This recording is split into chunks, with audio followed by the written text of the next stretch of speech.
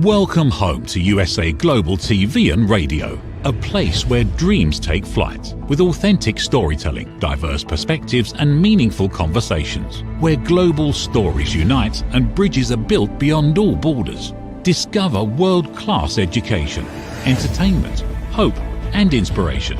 Together, we're building bridges worldwide. Subscribe to our channel, USA Global TV. Download our app, USA Global TV. Be our guest or join our team. Visit usaglobaltv.com. Thanks to our founder and executive producer, Dr. Jacalyn Kerbeck. Music score by Yeffy Tang from Cloud Road Music. Voiceover artist Mike Porter. Creative direction by Paul Garcia. USA Global TV and Radio, your home for global connection. All rights reserved. This video and its contents are the exclusive property of USA Global TV and Radio. Unauthorized use, duplication or redistribution in any form is strictly prohibited.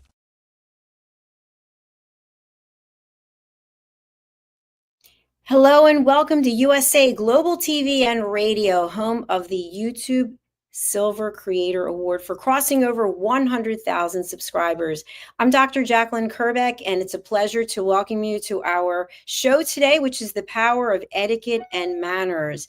Etiquette and manners are so important in this world. I think it all is in alignment with teaching listening, respect, kindness, humility. So today we're going to be exploring our topic, which is digital decorum, etiquette in the age of social media and virtual communications.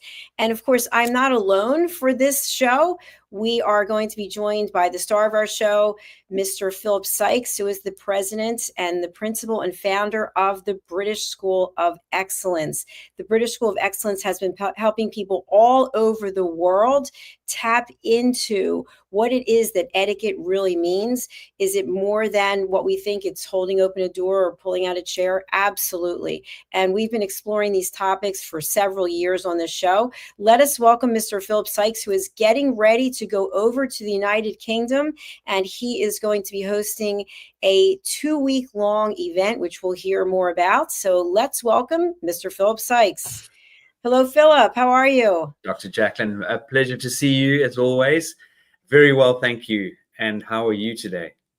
I'm fantastic. I'm glad that we are back doing this show because I feel there's so much that the world can still learn. We're all learning and evolving as we go. So before we get into the topic about digital decorum, Philip, we have people who are joining us every day. We have new people coming, whether they're listening or watching on the live or the replay. What is it that you and your team do at the British School of Excellence? Thank you for that wonderful question. Here at the British School of Excellence, we elevate you to another level. We give you these quintessential tools. We actually give you an invisible toolbox that will help you just bring yourself to a level where you can literally walk into any given situation with such beautiful confidence, the right sort of energy, the right mindset. And if anyone thinks that etiquette and manners are for smart people, posh people, whatever you deem the upper classes, you couldn't be further from the truth. This is a quintessential tool that every single one of us should have instilled in us and ingrained in us from the moment we're born, because these tools and these skills will give you the opportunity to open any door that you want to open on your journey in life. And it is absolutely done through our organization with huge passion, with incredible experience. We have an amazing group and team of coaches and trainers, Dr. Jacalyn being one of them. Dr. Jacalyn went through our Train the Trainer program last year in November, and we have the privilege of seeing Dr. Jacalyn back in London a week after next, where she will be joining us on the London experience.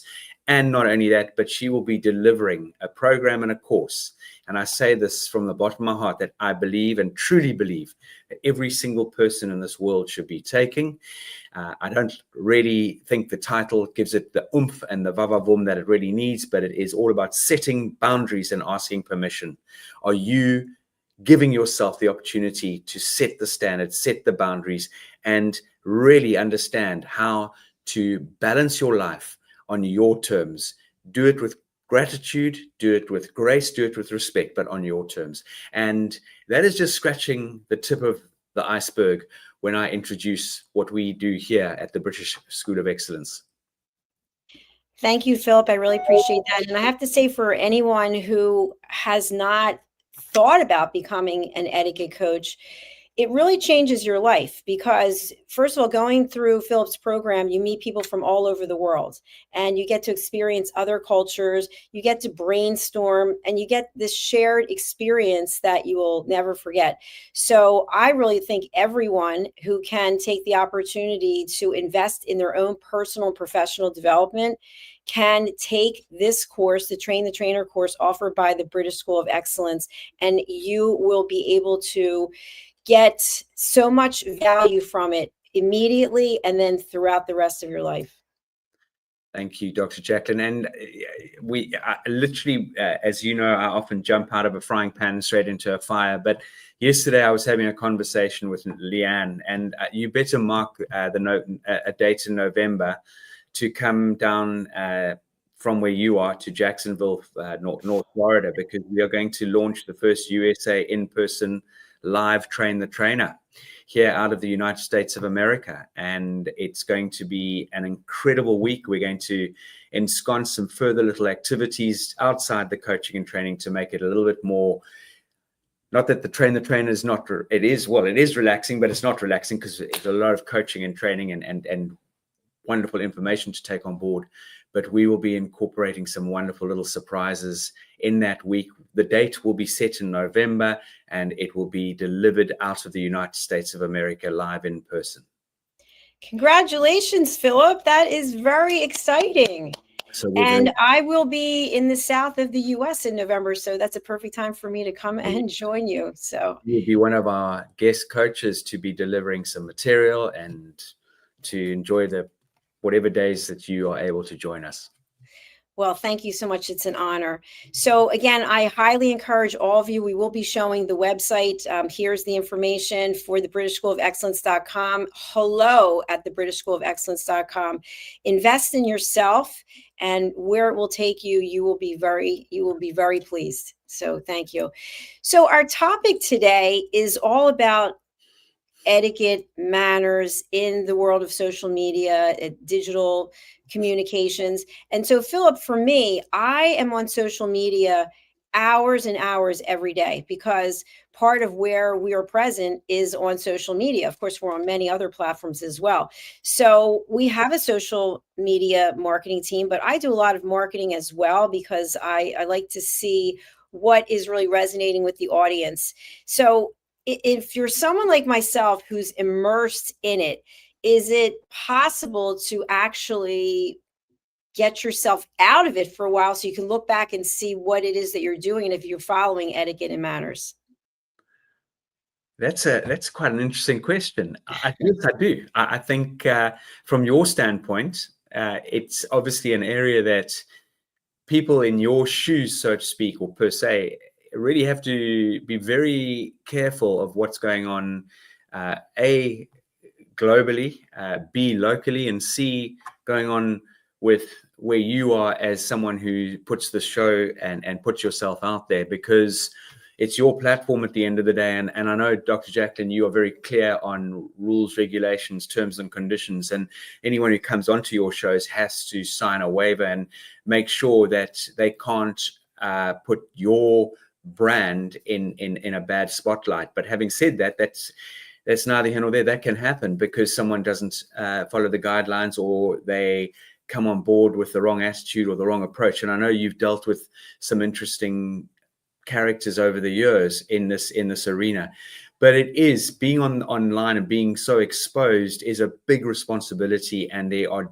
definitely rules of engagement. And that, ladies and gentlemen, if you look at etiquette, it is about the rules of engagement. That is what etiquette is. Etiquette is not a list of boring old bits and pieces. It's really the traffic lights in society so that we don't bang into each other. They're there to serve us. So every single element of and aspects of our lives, whether you on a platform, a great platform that you've created over the years, and I really have to salute you in the sense of what you've done over the last 4 or 5 years, or 5 years. It's been quite incredible. You jumped out of the corporate career where life was very easy and you got your salary and blah, blah, blah, and you went hell for leather to set this platform up to give people access to incredible education and incredible news and stories and that sort of thing. So what you're doing is phenomenal, but it has to be done on a very much a strict line where you have to follow that according to what is appropriate and what's not appropriate.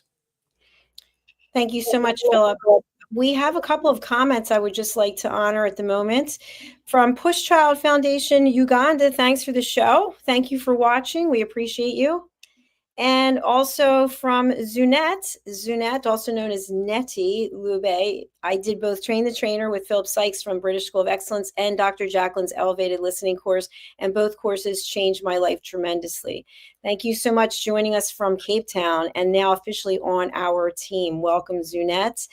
So, Philip, with the role that you play, obviously it's multifaceted because you're running a business, right? So you're wearing your business hat and you're also a coach and a trainer. So you're involved in delivering the content. What are some of the things that you've seen in your experience when you're delivering content that the students, the attendees, the cohorts may be doing during the time that they're in your presence that maybe is something that they aren't even realizing what they're doing? And then I'll share my perspective from courses I've taught as well. Yeah, you've put that very politely. It's mind-blowing how people feel, and this is something I know you're a big advocate on against, is people believe they can multitask. People think that they can do 2-3 things at the same time, and firstly, we can't. Secondly, it's rude. It's very disrespectful. And again, when we as coaches, as trainers, or whether you're a teacher in a classroom or a lecturer at a university or whatever the situation might be, it is paramount that students and the person delivering the material have an understanding that no interruption is appropriate. And that goes from the simple scenario of what we're talking about here is social media, as in your telephone. Your telephone is not important. The telephone should not be there. It shouldn't be in sight, and it should be not even on flight mode. It should be turned off. And funny enough, Dr. Jacalyn, I've got a long-standing student who's literally worked with me and the organization. She's done various courses. She's done EQ, she's done styling, she's done the power of etiquette and manners and going down the polished professional route, and she's been on a journey with me on the high performance coaching level. And she's a school teacher in Malaysia, in Manila, and we were talking exactly about what you are so polished at and so brilliant at delivering, and she will be attending the course via Zoom when you come to London on Friday on the 20th of June. And we were talking about her connection with students and how some of them come into the class, they're on their phones, they come in late, and she's starting her new semester with a completely different approach, and that is she's setting very clear ground rules and very clear boundaries. And she's going to do it in a way that the students either fit in or they leave. And there's no discussion, because it'll be set out from the word go, and everyone will have to follow on that path. And when it comes to coaching online or delivering like we do now, the USA Global TV, when we're not in a studio together, people will dip their eyes. People will look away. People will forget to charge their laptops. People will have background noise or background music. The lighting is not correct.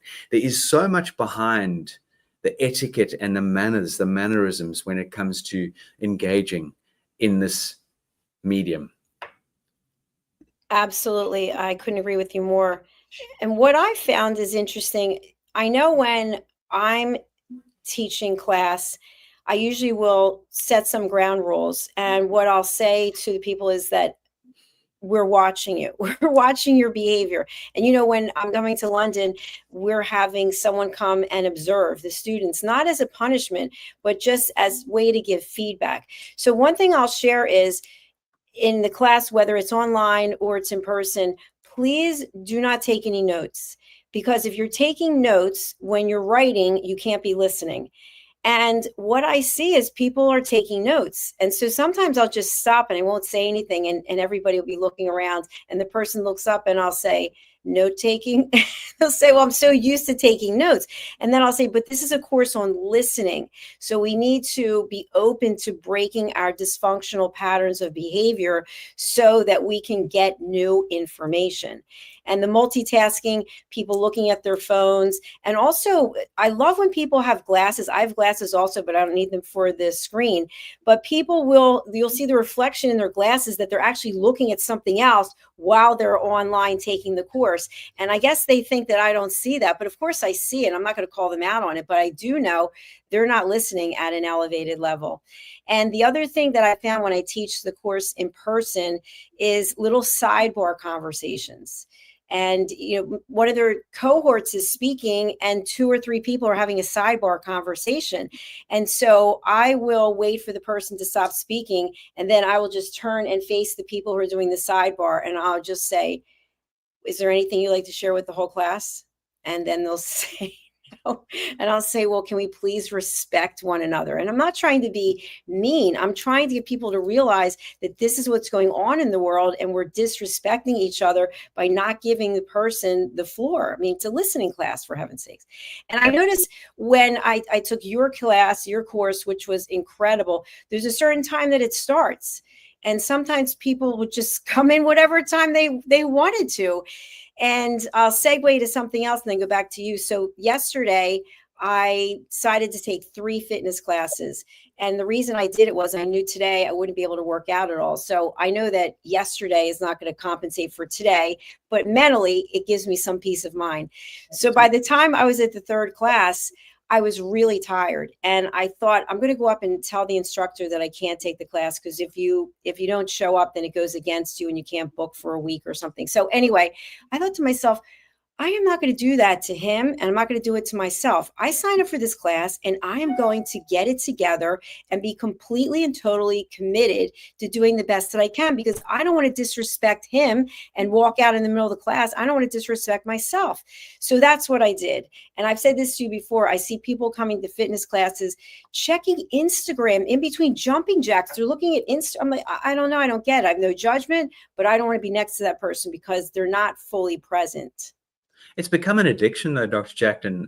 The more I've spent here in the United States of America, I'm absolutely appalled at how people are driving and on their phones, and hence why there's so many accidents. And it is absolutely, if we think we can multitask, that's one thing. But if you think you can look at your phone, your WhatsApps, and go onto your phones while you are driving, you are putting your life and everyone else's life in danger. You are a flying missile, a license to kill without a license, because really that is just absolutely, it should be, you should have your license taken away, not even a fine.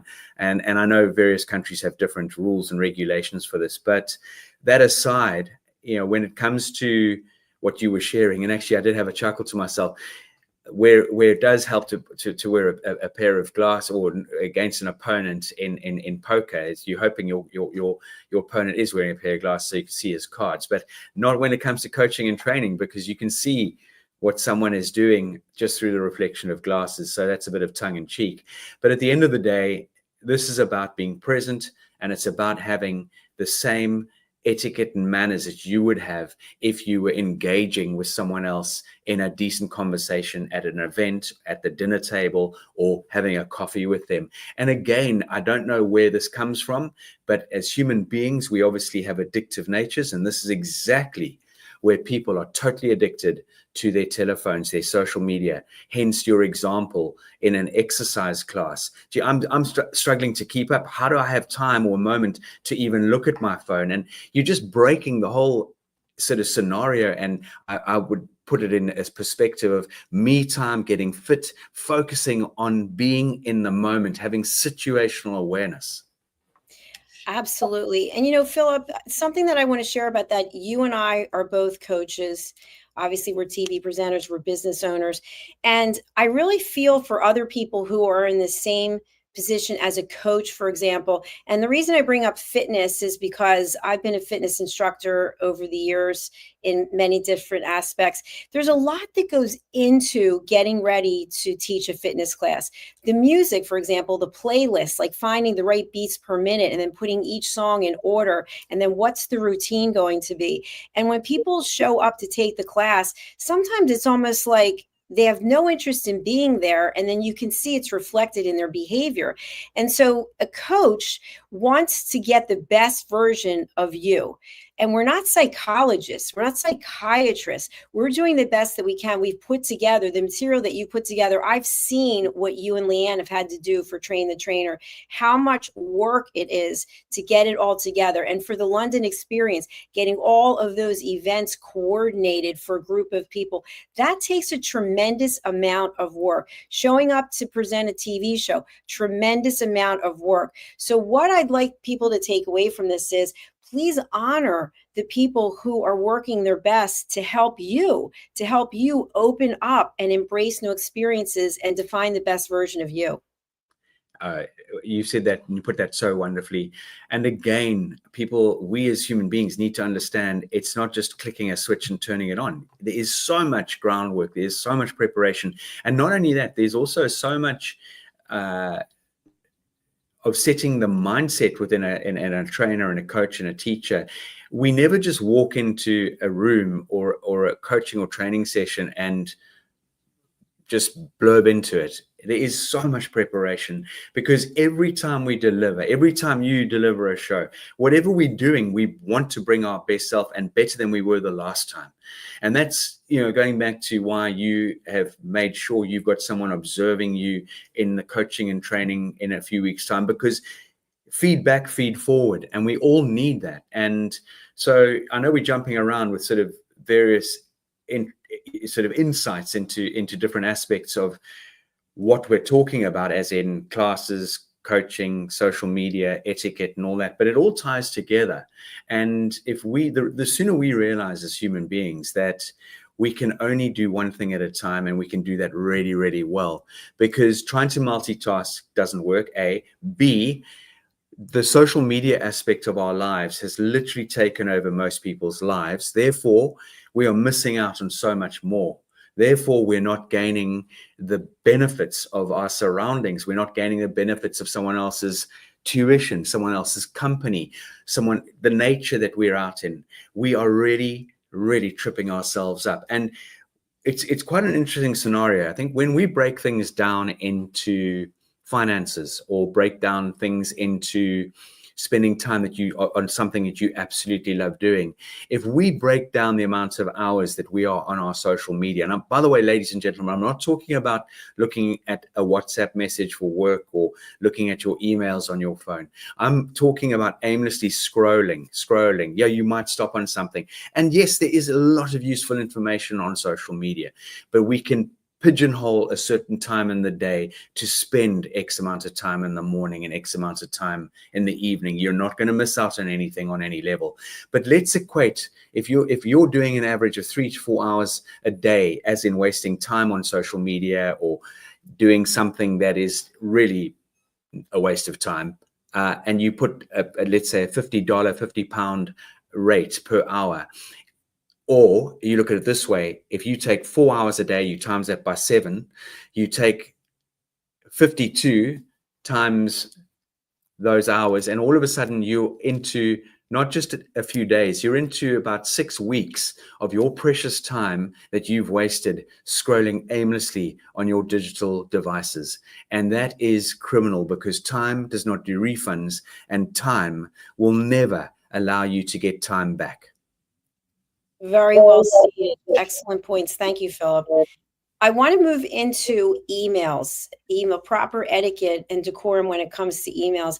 One thing that I've noticed, and I'm not even going to say it's annoying because I don't want to put any emotional attachment to it, is cold calling via email, if you will.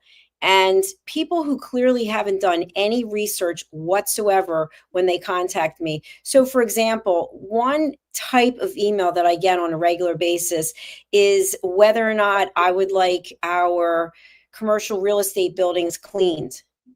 Well, I don't have commercial real estate buildings that need cleaning, and I'll get numerous emails from the person, and I'm thinking, why don't you do some research, because you're wasting your time contacting me with this type of email. And then there's a follow-up and maybe 3 or 4 with like exclamation points. Did you see my email? So what are your thoughts about that in terms of someone looking to solicit business and that's their approach?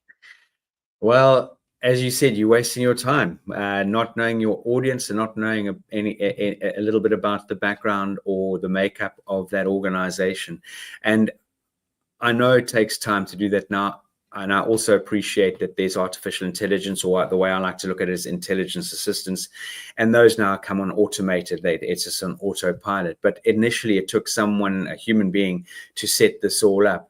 And we would be so much more effective if we had a target, if we had a game plan, if we did a little bit more preparation in the beginning, and therefore understanding who our audience is and being able to then tend to their needs, wants, and hopefully their desires. And again, the world over, we all get these odd emails. I'd like to help you with your blah, blah, blah. And it's like, well, as you just said, I don't have X, Y, and Z. I don't have a big premises. I don't have 100 team members. I don't need VoIP phones for 100 new staff members. I don't need technical support on that level. And yeah, unfortunately, it's very much the approach, Dr. Jacalyn, where we'll just use the machine gun approach and eventually we might hit the target.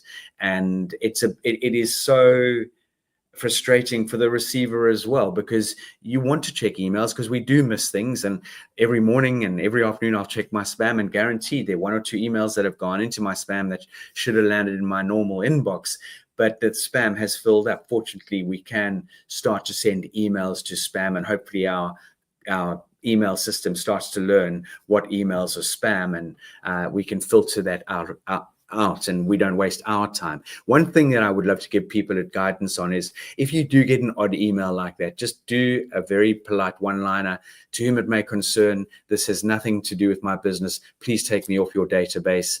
Kind regards. Always be pleasant, because it's very much, Dr. Jacalyn, I know I'm jumping now into more the telephone etiquette side of things. I mean, we all get cold calls. I know for a fact, if I said to you, how often do you get a spam phone call? I would imagine quite a few times a day.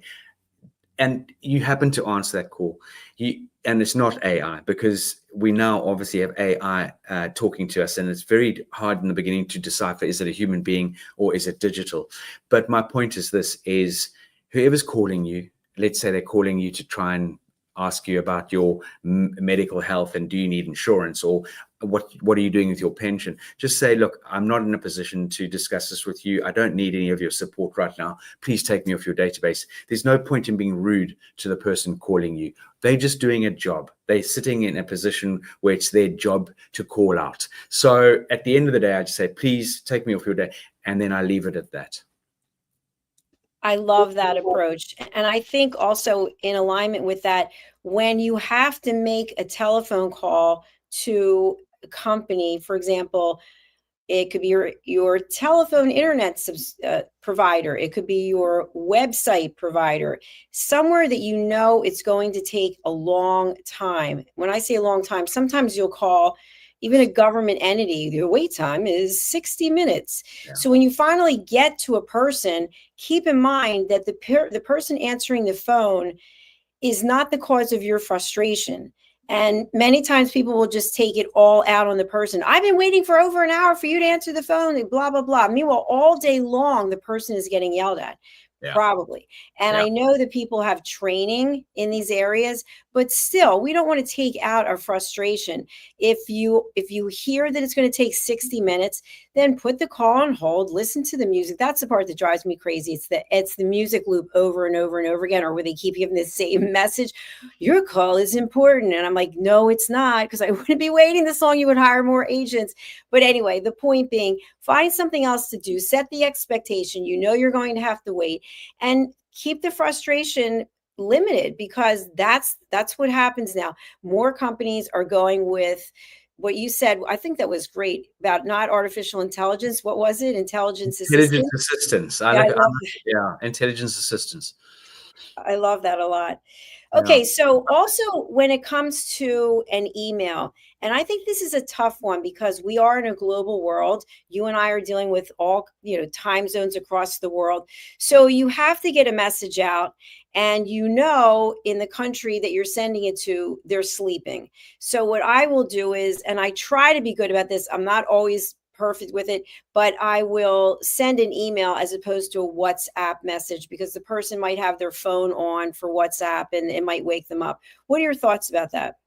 Huge thoughts on this. And again, we've worked with many organizations in the luxury world where they feel they've got to tend to their high net worth clients and individuals at all hours. And it doesn't pay any dividends on any level.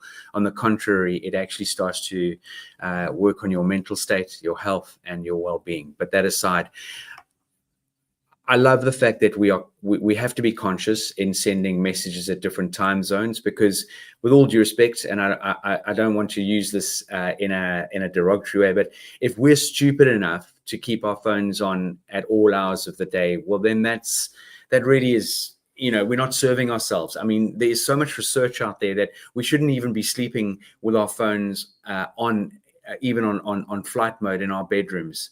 There's statistics now out there that our phones should be on charge or wherever it is outside of your sleeping area. Having said that, I know people use their phones for alarm clocks and various different tools for reminders, but I will never personally go to sleep with my phone that is activated. It's on flight mode, and my alarm will ring. Hopefully it rings, and not too early if I can help it. But most mornings I'm up around 6-ish.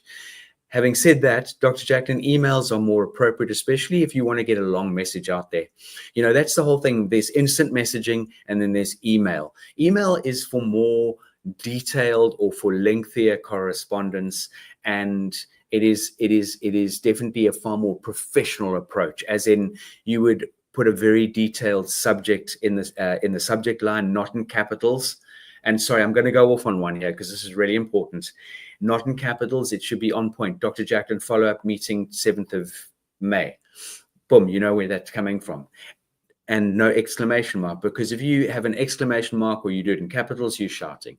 I would then go and start my email with, Dear Dr. Jacalyn, comma, I trust this email finds you well. Not I hope, because I'm hoping that you're okay.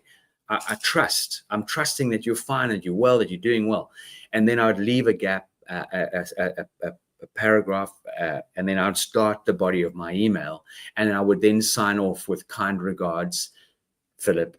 And if it's appropriate, I might put a little cross as a kiss, or if it depends who you're writing to, but I'm more talking professional. You wouldn't put the kiss or anything. I would then reread my email. Does it make sense? I mean, again, we have got so many wonderful tools at our fingertips now for spell checks. I use something which is Grammarly. It's a great tool. There's a free version, there's a paid version, but it gives you alternatives of how to word something and using the correct form of English.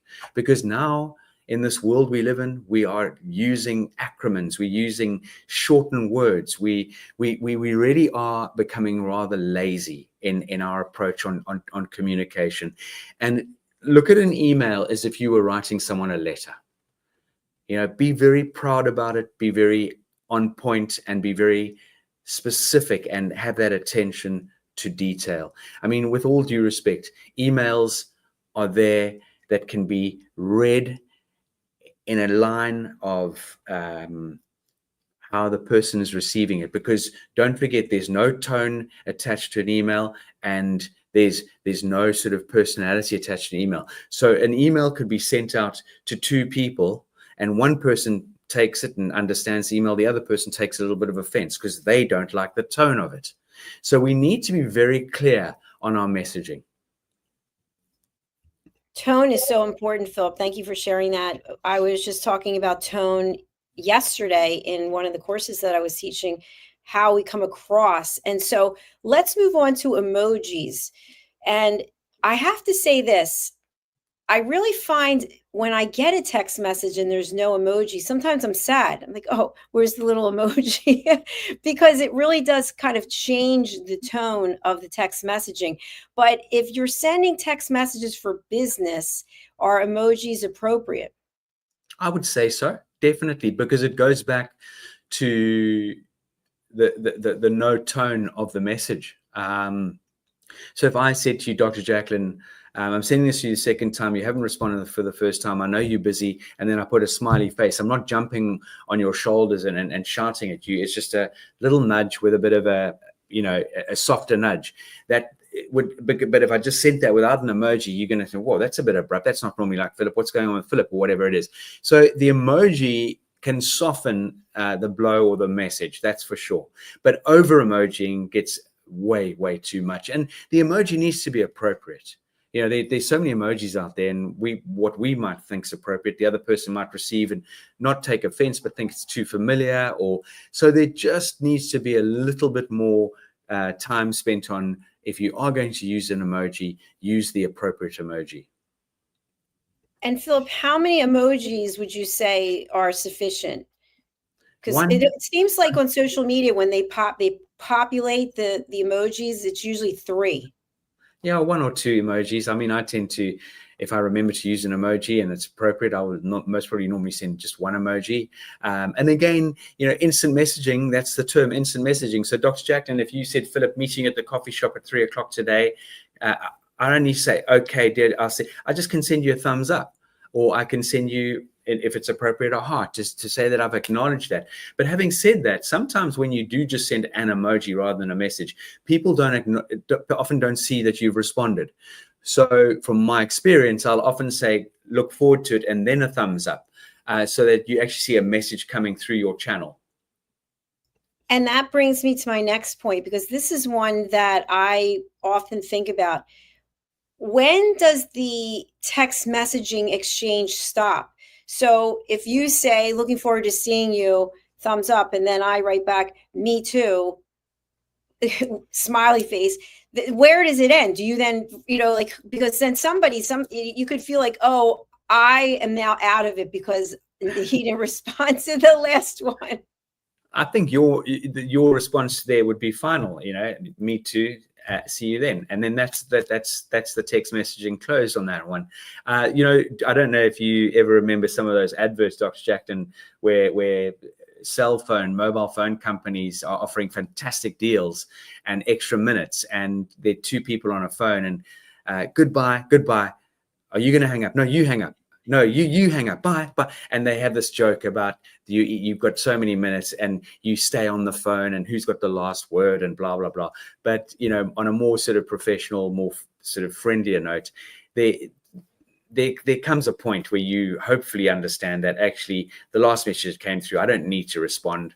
We'll follow up and meet at the coffee shop, whatever the message entailed. So yeah, don't overthink these sort of things either. Thank you for that, Philip. And we're running out of time, but I do have a question for you. So as I mentioned to you, I'm on social media all day and sometimes up until 11 o'clock at night. And I'm typically researching and then posting things. And I'm not that good. I'm being honest. I am not that good with replying to the comments that people leave for the different posts. And I always think to myself, I really should go to every post and respond, because I know that would be proper etiquette, but time just seems to get away. And I feel badly about that. Any suggestions on how I can improve that? I think if you can find an intelligent assistant to do that, that would be an amazing way to get out of jail on that one. It is lovely to comment and respond, especially if the message warrants a nice response.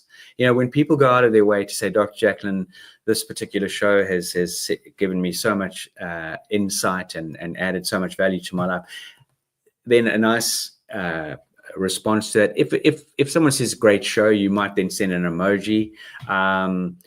It's a big question, that, because hopefully they're all positive messages and you can then respond, and people respect that, and it keeps this energy and this channel going. You're not just another person who doesn't have time to respond. And that's where I think there's a big disconnect in a lot of organizations, is that everything is now automated. There's no personal touch at the other end. And I know it takes time, but with all due respect, you could get a virtual assistant to help you out on there. You could get there is definitely artificial intelligence assistants that I'm pretty sure if you found the right so-called tool under that umbrella, you would be able to sort of be able to respond to those, even if it's not coming directly from you, but you've set it all up.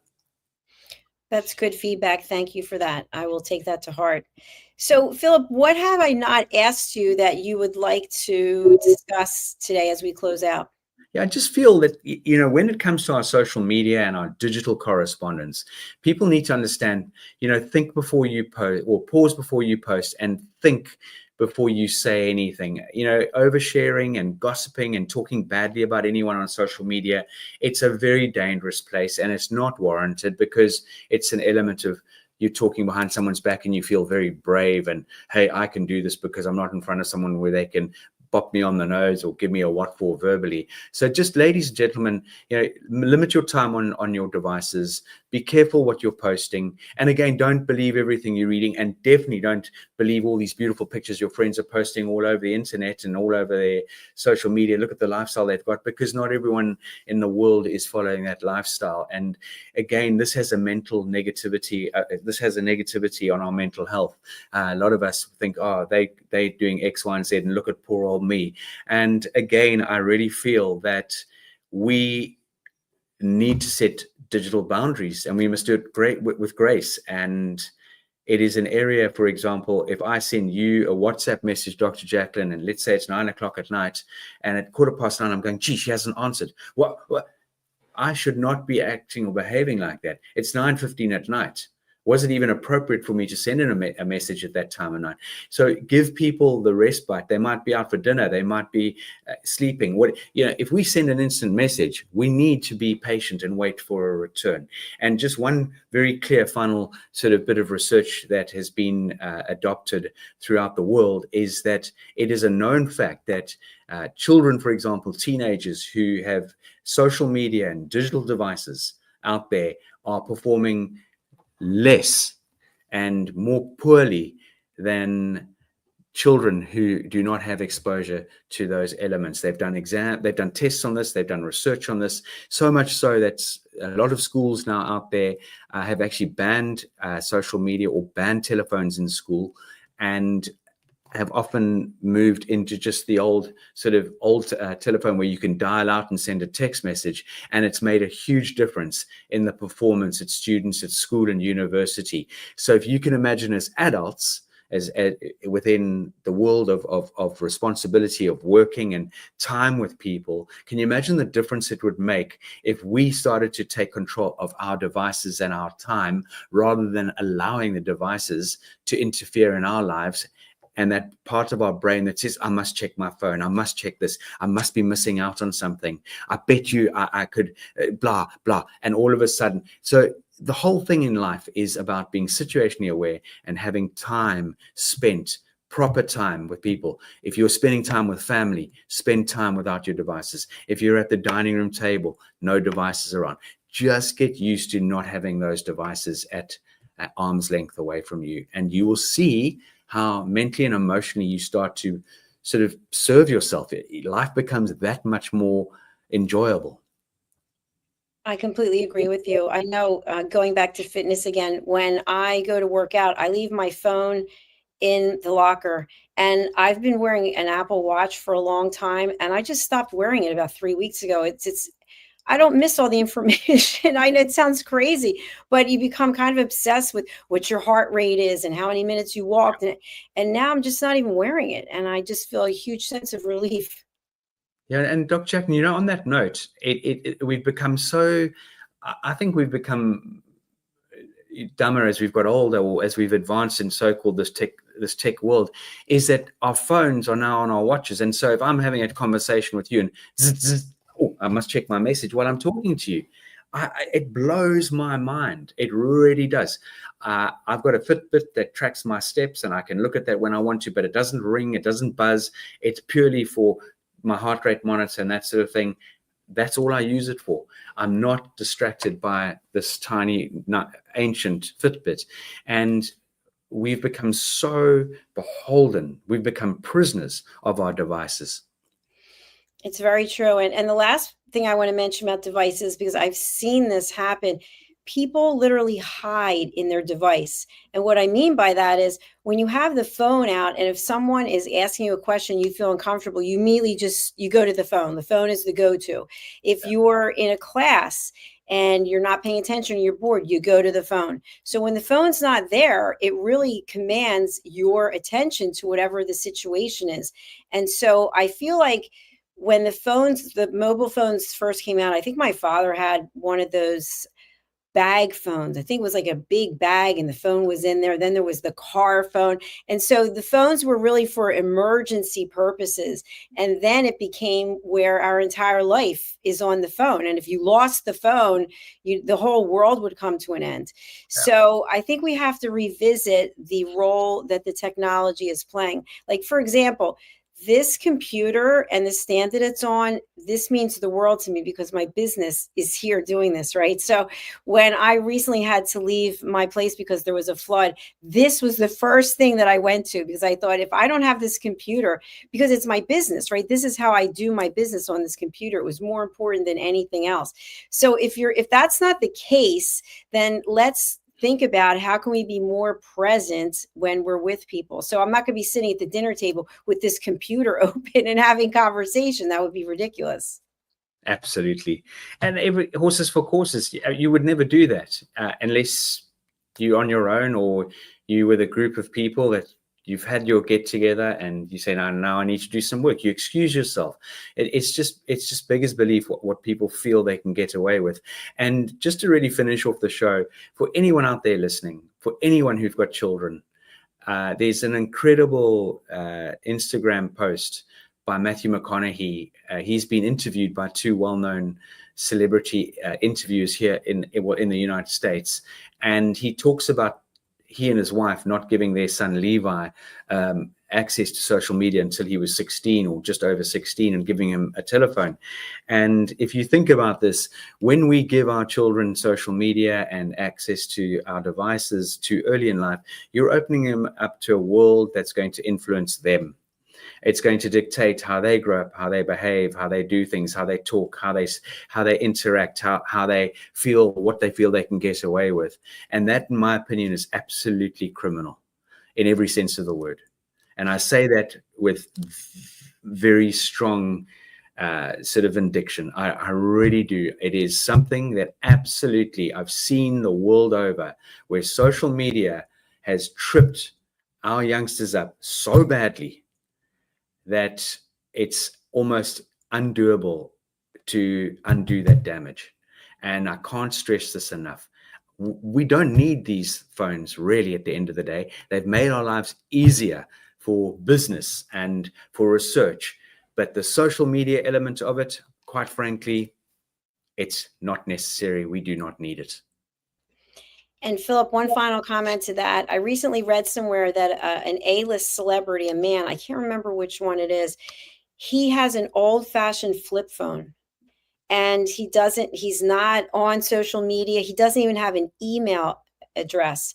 I have a very good friend who travels the world helping people, volunteering, and this person doesn't have an email address and is not on social media. So, by the way, we love people on social media because you're watching our shows, so we thank you for that. It's just about the etiquette and manners of when the timing is appropriate.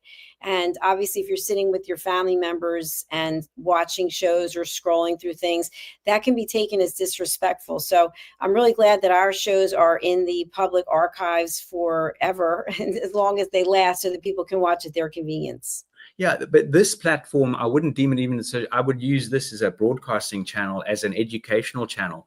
And that's the beauty about digital devices. Absolutely. There are pros. I'm not knocking the channels that deliver amazing education and guidance and steering and instruction. I really, we look at now all our digital instruction, a manual. You can look how you can assemble something or service your car. I'm not against that. It's the same as going to a library or taking out an old encyclopedia.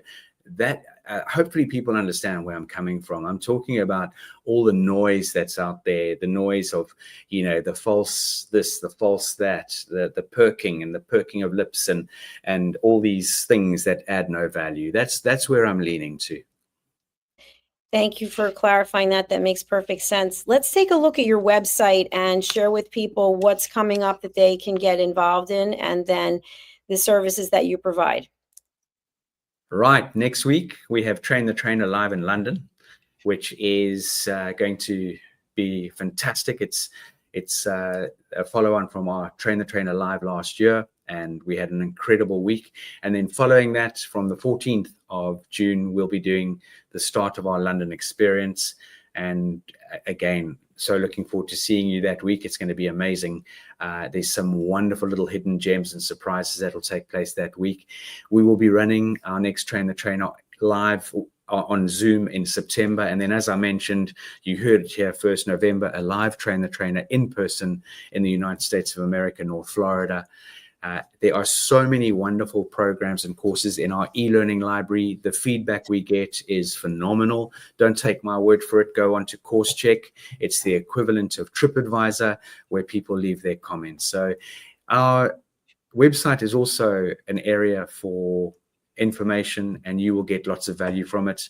And you can go to the YouTube channel, where we share a lot of insights into various aspects of life and how we can show up to be far more dynamic and better people. And for those of you out there who would like to subscribe to us, we are always drip feeding amazing bits of information on how you can elevate yourself, your organization, your family, friends, all of those aspects. Thank you so much, Philip. And for people who are listening on an audio only platform, it's the British School of Excellence.com. And the email address is hello, HELLO, at the British School of Excellence.com. Philip, final word before we close out. Just embrace the opportunity to engage on the USA Global TV and radio platform, because not just our show, but all the shows that are being produced, that are being delivered, add so much value in one's life. Even if you just get half a golden nugget or a whole golden nugget or a couple of golden nuggets, you're walking away with something that'll serve you for the rest of your life. And I just feel that the more we can do as an organization, the more partnering we can do with one another and helping each other, it just starts to hopefully have that ripple effect through the world. And that's what we're here to do, ladies and gentlemen, is we are shepherds. We're here to guide and steer people and give them the opportunity to move forward in the right direction. Very well said, Philip. Thank you so much. And I know you will be off to London, and I will see you there shortly. In just over 10 days. Yes, it's so exciting. I've got to get a new suitcase. I've got to be able to keep up with you in the tube running up. That's why you're doing 3 gym classes a day, right? Yeah, you're still faster than I am. That's for sure. I can't run up those steps like you can. Oh, wonderful. Well, thank you again. It's always I wish we were doing these shows more often, but as you can appreciate, we've got other things to do in between preparing for the shows and preparing for courses and training and coaching. And I'll see you very, very soon. All right. See you soon. Thank you. Thank you so much. Bye for now. Bye. Yes, so please do go to the British School of Excellence.com and check out all the different types of courses that they're offering and the upcoming events. And again, I sincerely recommend that you sign up for the Train the Trainer program. If you're a business owner, this can be a game changer for you. I also want to share that we have our own store online where you can purchase logo merchandise. And you might say to yourself, well, why would I want to do that? Because you believe in the principles that we're sharing here, which is world-class education, entertainment, hope, and inspiration. And you would feel honored to be part of our community. We would be honored to have you. So we've got hats. I just got this. It came in yesterday. And then we also have all kinds of shirts. I ordered a bunch of things. So this is one of the sweatshirts that we have. And it's made out of really good material. It's very thick, and I think they did a good job on the logo. So I'm going to show the website, but we have different logos and different sizes of logos. So some people are not really big on logos and branding and things like that. So I'm just going to share my screen and show you what I'm talking about. So this is our store. It's called USA Global TV and Radio, and we're currently having a sale 25% off. So you can come here. I'm actually going to copy the link so that you can have it and go there at your leisure. this is where you can go. And by the way, they ship all over the world with the exception of 4 countries. I think they ship everywhere except Cuba, Afghanistan, and I forget the other 2, but pretty much everywhere in the world you can purchase something and they will deliver it to you. So if you come here, you can scroll down, you can learn about the shop, and then you can see the various products.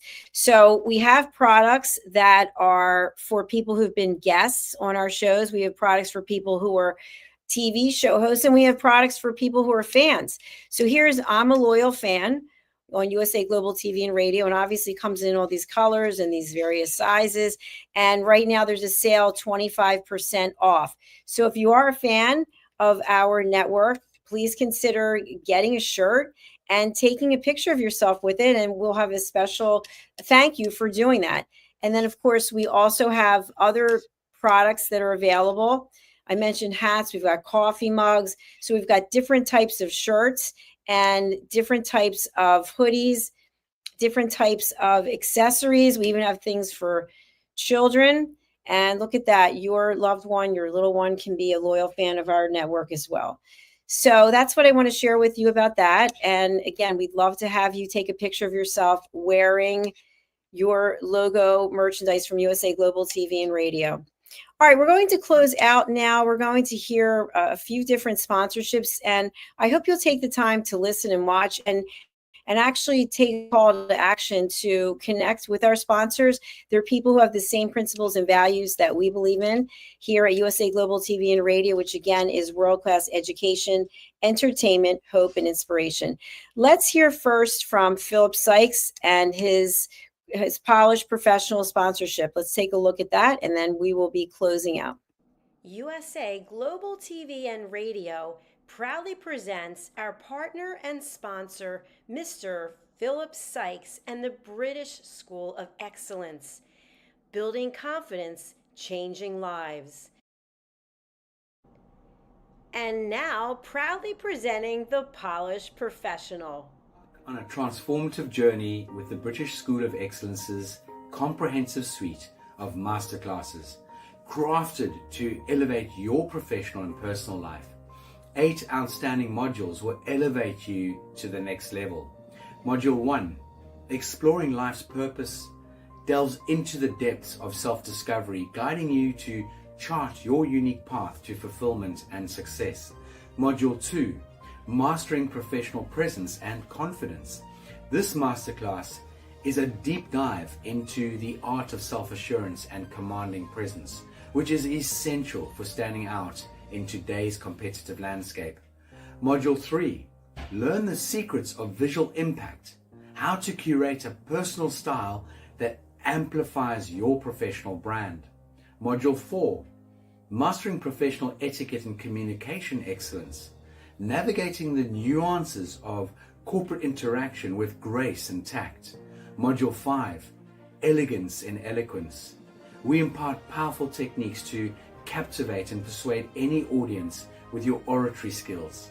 Module 6, Unlock the potential of your emotional intelligence, EQ, and harness the ability to connect, empathize, and lead with emotional savvy. Module 7, Mastering DISC, building a gateway to understanding behavioral styles, fostering better personal and professional relationships. Module 8, Mastery in Dining Etiquette, building your confidence to perfect the subtleties of dining with finesse, enhancing your social savviness at any table. Step into the Polished Professional program where poise, elegance, and excellence aren't just taught, they're instilled for life. Join us to redefine your potential and polish your professional edge. To learn more, go to thebritishschoolofexcellence.com. The British School of Excellence are investors in people. Let us invest in you.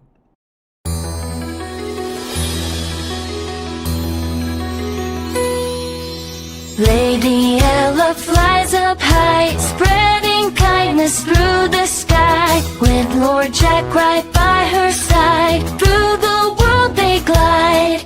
They listen close, they understand, helping creatures in the land.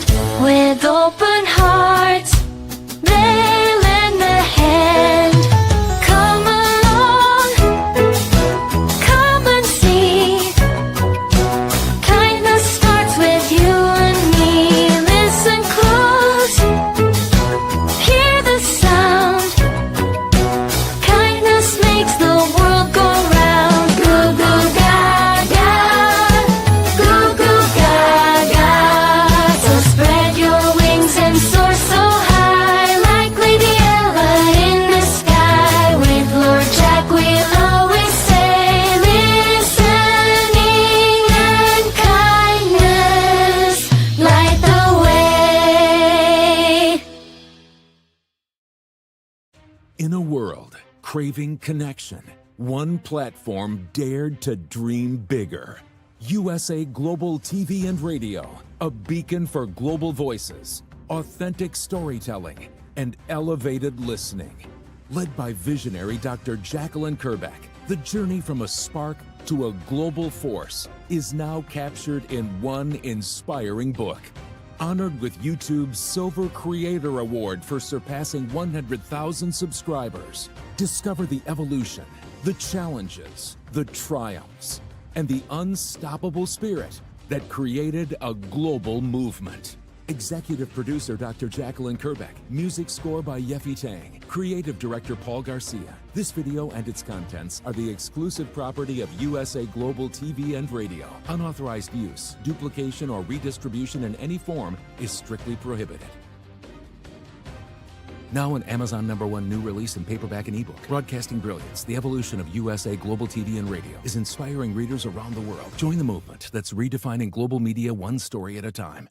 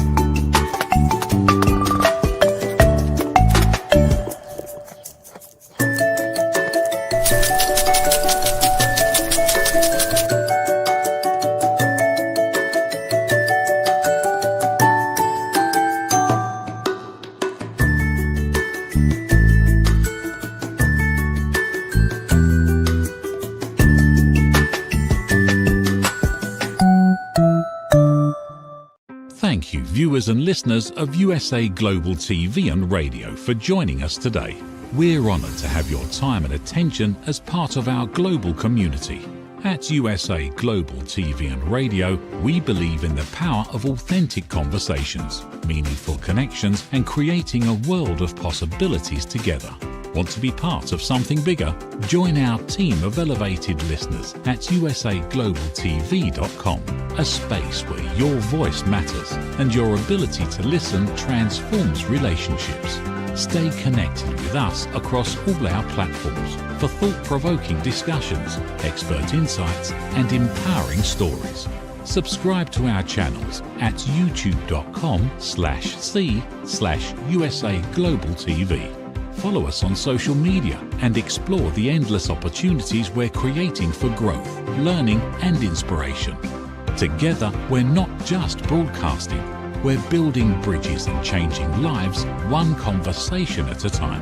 For inquiries, contact us at info@usaglobaltv.com. Music by Johnny Dies. Produced by executive producer and director Dr. Jacalyn Kerbeck. Voiceover by Mike Porter. Creative direction by Paul Garcia. All rights reserved. Copyright 2025. Visit usaglobaltv.com to view our full terms and conditions.